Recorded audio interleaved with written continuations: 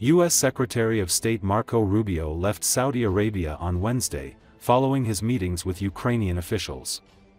According to Associated Press, Ukraine and the United States released a joint statement on Tuesday, following a lengthy day of talks. Ukraine said it was open to a 30-day ceasefire in the war with Russia, subject to Kremlin agreement. Also, the Trump administration says it will immediately lift its suspension of military aid to Ukraine and intelligence sharing with Kiev. The announcement came Tuesday, a week after the measures were imposed to push Ukrainian President Volodymyr Zelenskyy to enter talks to end the war with invading Russian forces. Marco Rubio and National Security Advisor Mike Waltz both said the discussions in Jeddah had been positive. The U.S. State Department says Rubio is now scheduled to visit Canada.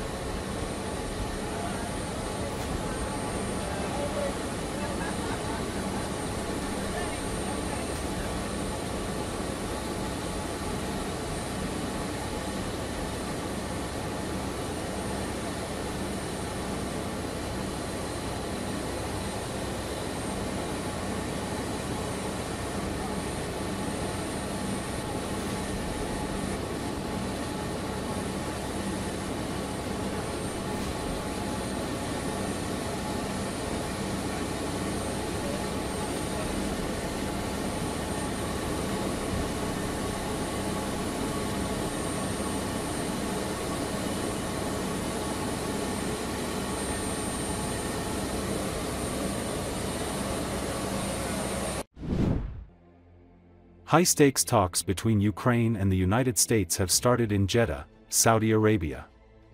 According to Associated Press, journalists briefly entered the room to see the two sides as the meeting began at a luxury hotel in the Red Sea port city on Tuesday. U.S. Secretary of State Marco Rubio smiled for the camera, while Ukrainian officials sat without expression at a table across from them. Saudi Arabia's foreign minister was on hand for the talks. American, Saudi and Ukrainian flags stood in the background. Officials answered no shouted questions.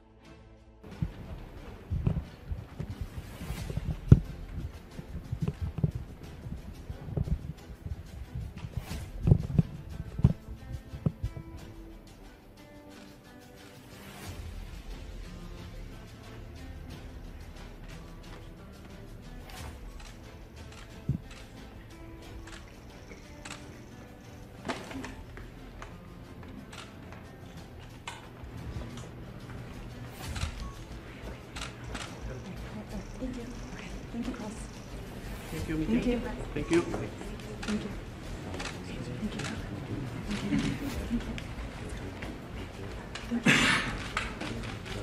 Okay.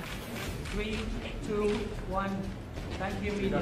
Mr. Yermak, what do you hope to accomplish today? Thank you, media. Advisor Waltz, we expect weapons to be turned back on.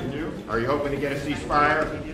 Secretary Rubio, are you open to a partial ceasefire? Thank you, media. Secretary Rubio, Sky News. Do you think you'll get a ceasefire? Ready?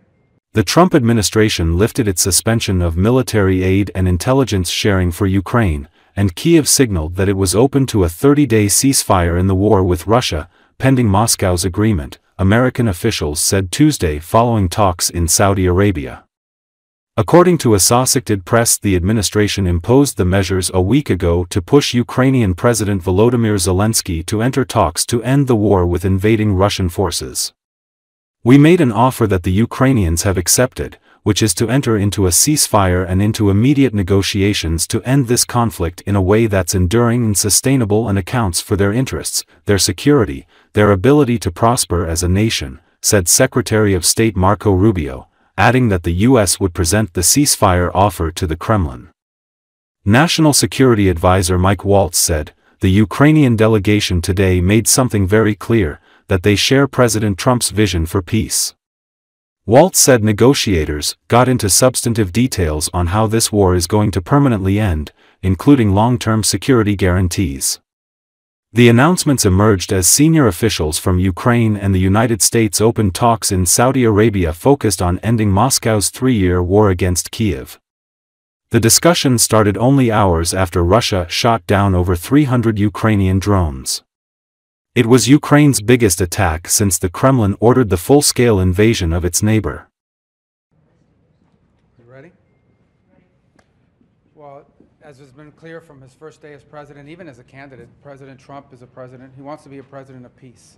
Today, we made an offer that the Ukrainians have accepted, which is to enter into a ceasefire and into immediate negotiations to end this conflict in a way that's enduring and sustainable and accounts for their interests, their security, their ability to prosper as a nation. I want to personally thank, we both want to thank the Kingdom of Saudi Arabia, His Majesty, for hosting us, for making this possible. They've been instrumental in this process, and we're very grateful to them for hosting us here today. And hopefully we'll take this offer now to the Russians. And we hope that they'll say yes, to peace. The ball's now in their court. And, but again, the President's objective here is, number one, above everything else, he wants the war to end. And I think today Ukraine has taken a concrete step in that regard. We hope the Russians will reciprocate. The Ukrainian delegation today made something very clear, that they share President Trump's vision for peace. They share his determination to end the fighting, to end the killing, to end the tragic kind of meat grinder of people and national treasure that's happening on the front in Ukraine. Number one. Number two, they made concrete steps and concrete proposals, not only accepting our proposal for a full ceasefire, which you can see the details of which are in our joint statement that we released together, but we also got into substantive details on how this war is going to permanently end, what type of guarantees they're going to have for their long-term security and prosperity, but also really looking at what it's going to take to finally end this, the horrific fighting. We have a named delegation in terms of next steps from the Russian side. We have a named delegation in terms of next steps from the Ukrainian side. I will talk to my Russian counterpart in the coming days. Secretary Rubio will be with G7 foreign ministers in the next couple of days. We have the NATO Secretary General in the White House on Thursday. And we'll take the process forward from there. So, as a result of that, and I think as a result of this positive step forward, the President has decided to lift the pause on aid and on our security assistance to Ukraine going forward, and that's effective.